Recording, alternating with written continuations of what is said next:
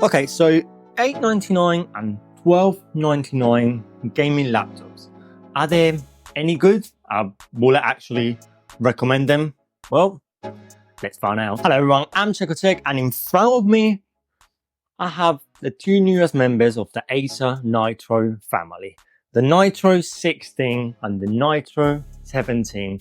So let's get straight to the point because you are looking at $8.99 for the Nitro 16 and at $12.99 for the Nitro 17. Now, the price difference is pretty significant.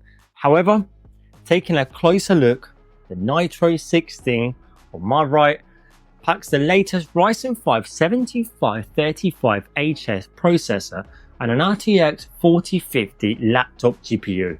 So this setup is perfect for smooth 1080p gaming, and it also packs a 16GB DDR4 RAM and a 1TB NVMe SSD to keep all your gamings and all your files. Over on my left, the Nitro 17 stay with Team Red, and it packs a Ryzen 9 8940H CPU and a more beefier RTX 4070 laptop GPU as well. So this combination is ideal for taking advantage of that bigger 70.3-inch display and, well, tackling all the demanding 1440p games at higher settings. The Nitro 17 also boosts 32GB of RAM and a 1TB SSD on this configuration that we got over here. Now, you might think these two laptops are just scale versions from each other, but they are a little bit more to this story.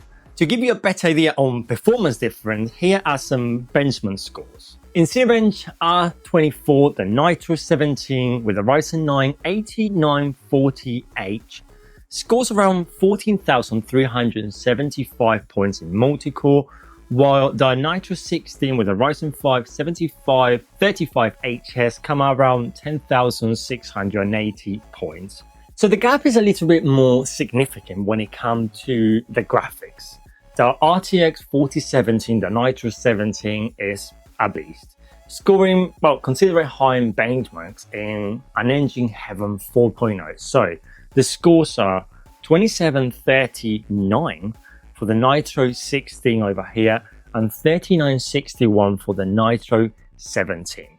So in games with the higher settings for the graphics preset, DLSS in performance mode when available, of course, VSync completely off, and the laptop mode both at performance, in games like Batman Arkham Knight, Chernobyl, or Cyberpunk 2077, they were honestly par on par with only a 10% average difference with, well, the Nitro 17 being on top. And games like Forza Horizon 5, Race of the Tomb Raider, Formula 1 and Red Dead Redemption 2 tell a completely different story with, again, the Nitro 17 scaling about 30 to 32% higher average FPS than the Nitro 16 on my right. Clearly, the Nitro 17 in gaming performance take that advantage thanks to the 4070 GPU laptop graphics card.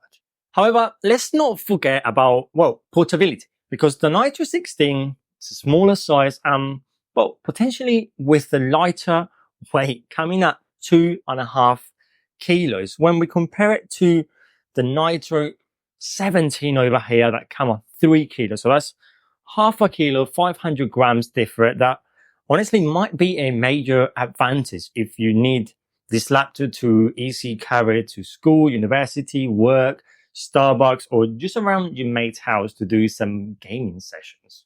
Now, on the outside, both laptops look pretty similar, packing a full-size keyboard with both having a number pad and a pleasant kind of a flexing amount in the decking.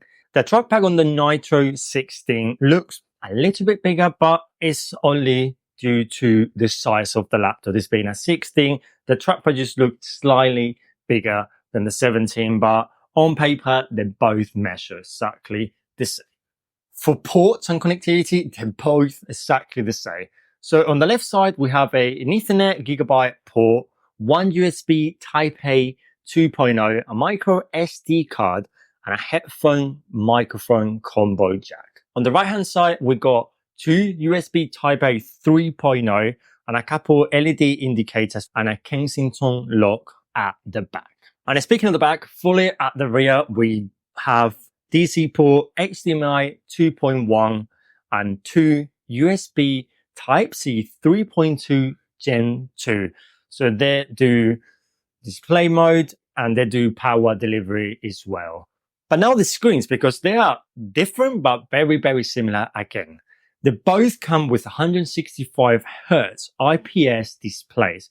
But as the name implies, well, the Nitro 16 comes with a 16-inch packing, a 1920 by 2100 resolution. So that's 16 by 10 aspect ratio. With the Nitro 17, it's a more standard, about 17.3 display. And that's 2560 by 1440p resolution, giving you that 16 by 9 that we all are more used to looking around.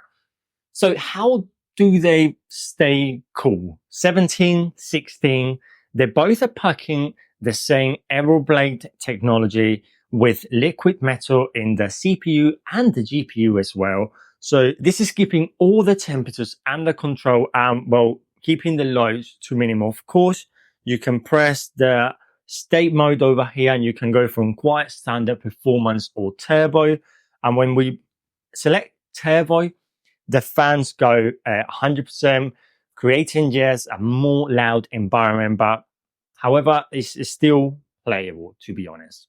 And the way that these fans are actually working, they're actually sucking air from the bottom. So it's fully perforated at the bottom, sucking air from the top as well and extracting all that whole air through the left and the right side, keeping the keyboard and the surrounding kind of cool and dissipating all that heat away, as I said, from the keyboard and the main components. So overall, if you're looking for a sub £1,000 laptop, this Nitro 16 with the Ryzen 5 7535HS and a 4050 laptop GPU, it does perform okay at high settings, but now let's drop them settings to medium setting or even high and set to the higher setting.